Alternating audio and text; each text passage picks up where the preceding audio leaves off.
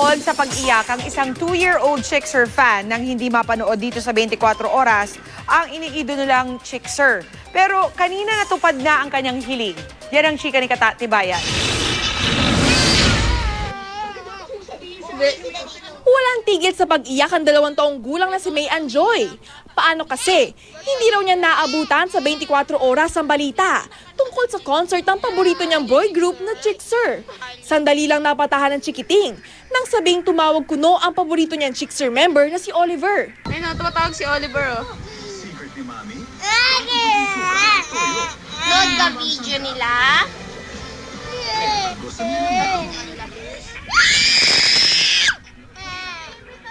Pero tila wa-epek ang gimmick ni ate.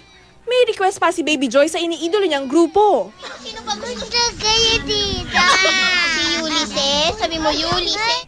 Ang simpleng wish, natupad agad ng surpresay ng Chickser ang 2-year-old fan na si May Ann Joy. Nung unay niyaya namin kunwari si May Ann Joy, nakakain sa labas. Pero wala siyang kaalam-alam na naghihintay pala sa kanila magkakapatid, ang paborito nilang boy group na Chickser.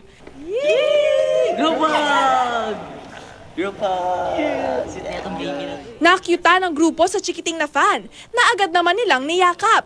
Binigyan pa ni Rance ang bulinggit ng stuffed toy. Siyempre, may souvenir din ang grupo ng mga pirmadong CDs at posters. At may bonus na dance number pa.